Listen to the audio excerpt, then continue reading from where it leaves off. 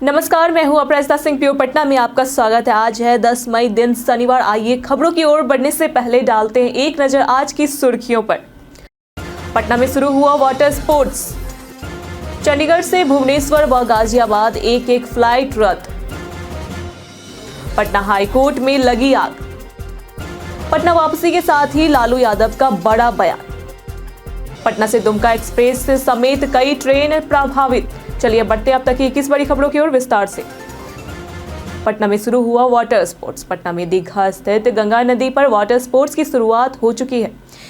इससे पर्यटकों को एडवेंचर का आनंद मिलेगा। यह सुविधा बच्चों और युवाओं को आकर्षित करेगी क्योंकि यहाँ हाई स्पीड मोटर बोट की सुविधा भी होगी। पर्यटकों को गंगा नदी में वाटर स्पोर्ट्स का अनुभव मिलेगा, जिससे वे अधिक समय तक ठहर सकेंगे और अपने साथ यादें लेकर लौटेंगे। यह कदम पटना के पर्यटन को बढ़ावा देने में मदद करेगा और पर्यटकों को गोवा जैसा आनंद प्रदान करेगा।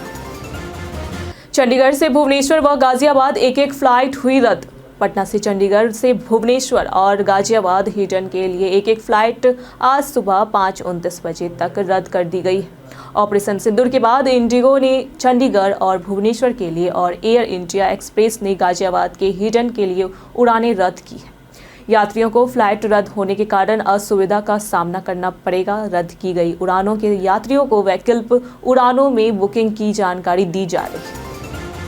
पटना हाईकोर्ट में लगी आग। बीते दिन पटना हाईकोर्ट में प्री रोड सेक्शन कार्यालय में सुबह 6:30 बजे आग लग गई। आग कंप्यूटर के ज़्यादा गर्म होने के कारण लगी, जिससे टेबल पर रखी 1 दर्जन फाइलें जल गई। कार्यालय का दरवाजा बंद था, लेकिन धुआं देखकर कर्मचारियों ने दमकल विभाग को सूचना दी। 3 दमकल गाड़ियां मौके पर पहुंची और आग पर काबू पा लिया। आग ज़्यादा नहीं फैली और बड़ा हादसा टल गया। आग बुझाने के बाद धुएं को बाहर निकाला गया। अब नुकसान का आकलन किया जा रहा है, लेकिन यह जानकारी मिली है कि जरूरी दस्तावेज नहीं जले।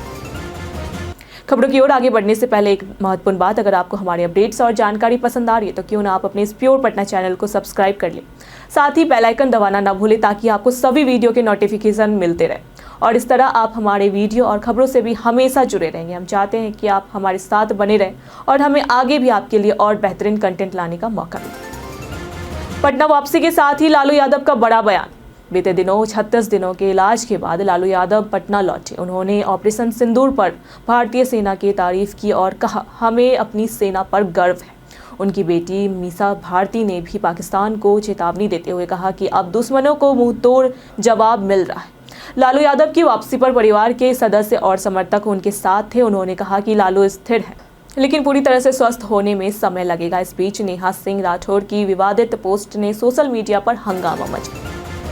पटना से दुमका एक्सप्रेस समेत कई ट्रेनें प्रभावित। आज जमालपुर से किऊल रेलखंड पर सबवे निर्माण के चलते 7 घंटे का मेगा ब्लॉक रहेगा, जिससे पटना से दुमका एक्सप्रेस समेत कई ट्रेनों पर असर पड़ेगा। पटना से दुमका एक्सप्रेस को 5 घंटे के लिए रीशेड्यूल किया जाएगा, जिनमें पटना से जुड़ी ट्रेनें शामिल थी। इसके साथ ही कुछ ट्रेनों का आंशिक समापन भी होगा, जैसे मालदा टाउन से किऊल मालदा टाउन ट्रेन जो जमालपुर पर समाप्त होगी। यात्रियों को इस दौरान अब होने वाली असुविधा के लिए तैयारी करनी चाहिए। पंजाब से पटना आ रही बस और पिकअप में टक्कर। बीते गुरुवार रात पटना के महावीर घाट के पास जेपी गंगा पथ पर पंजाब से पटना आ रहे श्रद्धालुओं की बस और पिकअप के बीच भीषण टक्कर हो गई। हादसे में दोनों वाहनों का अलग हिस्सा बुरी तरह क्षतिग्रस्त हो गया। बस में करीब 30 श्रद्धालु सवार थे जो महाराज गुरु गोविंद सिंह के दर्शन के लिए आ रहे थे। तेज रफ्तार के कारण यह दुर्घटना हुई। हालांकि किसी की गंभीर रूप से घायल होने की खबर नहीं है। हालांकि पुलिस ने घटनास्थल पर पहुंचकर जांच शुरू कर दी। दीक्षांत समारोह के लिए आज अप्लाई करने का अंतिम दिन। पटना यूनिवर्सिटी के पीजी विद्यार्थियों का दीक्षांत समारोह 30 मई को आयोजित होगा। इस समारोह में शामिल होने के लिए आवेदन करने का अंतिम दिन आज है। विद्यार्थियों को पोर्टल पर रजिस्ट्रेशन करना होगा। इस वर्ष संगीत और पत्रकारिता में खासतौर पर लड़कियों का दबदबा रहा है। समारोह में 25 छात्राओं को गोल्ड मेडल दिए जाएंगे। हालांकि दीक्षांत समारोह पटना वीमेंस कॉलेज में होगा और यह विद्यार्थियों के लिए एक महत्वपूर्ण अवसर होगा। आयुष्मान कार्डधारी मरीजों के इलाज की पड़ताल। पटना के लोक जयप्रकाश नारायण LNJP हड्डी रोग अस्पताल में आयुष्मान कार्डधारी मरीजों को समय पर इलाज नहीं मिल पा रहा है। हाथ पैर में लगी रॉड निकालने जैसे मामूली ऑपरेशन के लिए भी मरीजों को 15 दिन से लेकर 1 महीने तक इंतजार करना पड़ रहा है। मुफ्त इलाज की सुविधा होने के बावजूद सीमित संस्थानों और लंबी प्रतीक्षा सूची के कारण मरीजों को समय पर सर्जरी नहीं मिल पा रही है। गरीबी और जरूरत के बावजूद इलाज में हो रही देरी से मरीजों और उनके परिजनों को काफी परेशानी का सामना करना पड़ रहा है। चप्पे चप्पे पर कड़ी नजर, राजधानी पटना में हाई अलर्ट। पाकिस्तान के खिलाफ ऑपरेशन सिंदूर के बाद अब राज्य में सुरक्षा व्यवस्था को लेकर हाई अलर्ट जारी किया गया है। राजधानी पटना समेत सभी जिलों में सुरक्षा कड़ी कर दी गई है। पुलिस मुख्यालय ने सभी पुलिसकर्मियों की छुट्टियां रद्द कर दी है। इसके साथ ही राज्य सरकार ने सभी कर्मचारियों और अधिकारियों को भी छुट्टियां रद्द कर दी गई है और यह कदम सुरक्षा स्थिति को देखते हुए उठाया गया है ताकि किसी भी अप्रत्याशित स्थिति से निपटा जा सके। पटना जंक्शन पर जाम के समाधान के लिए गोलंबर का पुनर्निर्माण। पटना जंक्शन के सामने जाम की समस्या को हल करने के लिए बीते गुरुवार रात को गोलंबर को पूरी तरह से हटा दिया गया। अब नई सिरे से छोटा गोलंबर बनाया जाएगा जिससे जाम में राहत मिल सके। इसके अलावा अन्य गोलंबरों की चौड़ाई भी कम करने की प्रक्रिया शुरू कर दी गई है। अगले 7 दिनों में चौराहों को 3 गुना छोटा कर दिया जाएगा जिससे यातायात सुचारू रूप से चलेगा और पैदल चलने वालों को भी बेहतर सुविधा मिलेगी। यह कदम शहर में बढ़ते जाम के समाधान के लिए उठाया गया है। पटना में 28 पाक महिलाओं के वीजा रिन्यूअल की अंतिम तिथि। पटना में लॉन्ग टर्म वीजा पर रह रही 28 पाकिस्तानी महिलाओं को अपना वीजा 10 जुलाई तक रिन्यूअल करना होगा। अगर इस अवधि में उनका वीजा रिन्यूअल नहीं होता है तो उन्हें पाकिस्तान लौटना पड़ेगा। इस समय सीमा के भीतर वीजा रिन्यूअल कराने का मौका दिया गया है। इसके अलावा 3 महिलाओं ने अपना पासपोर्ट सरेंडर कर दिया है और भारतीय नागरिकता के लिए आवेदन किया है। वीजा रिन्यूअल ना होने पर वीजा नियमों का उल्लंघन माना जाएगा। 450 करोड़ से पटना साहिब का विकास हो रहा है। विधानसभा अध्यक्ष नंद किशोर यादव ने कहा कि सरकार और समाज के सहयोग से पटना साहिब में विकास कार्य तेजी से हो रहा है।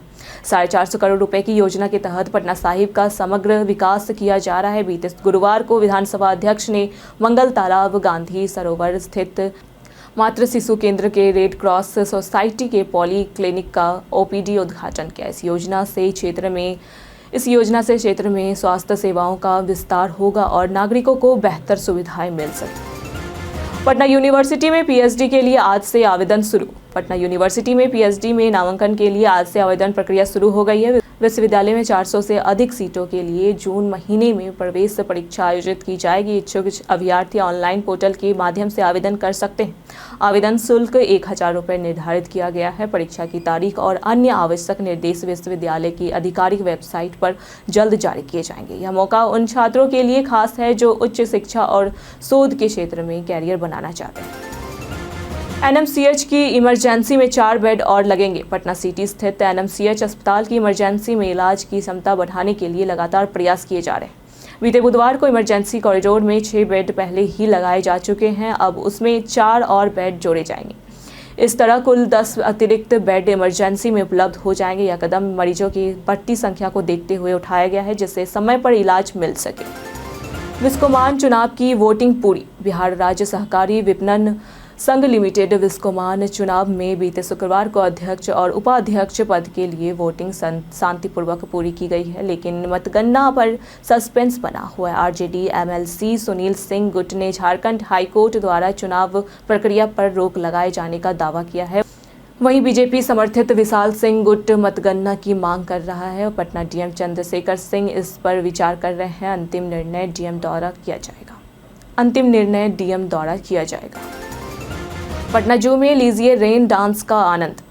गर्मियों में रेन डांस का मजा अब पटना जू के वाटर गार्डन में लिया जा सकता है। पिछले साल दिसंबर में उद्घाटित जल उद्यान में 7 तरह के आकर्षक फाउंटेन लगे हैं, जिनमें मुख्य फाउंटेन की ऊंचाई 30 फीट है। यहां दर्शकों के मनोरंजन को ध्यान में रखते हुए 2.45 करोड़ की लागत से निर्माण कार्य चल रहा है।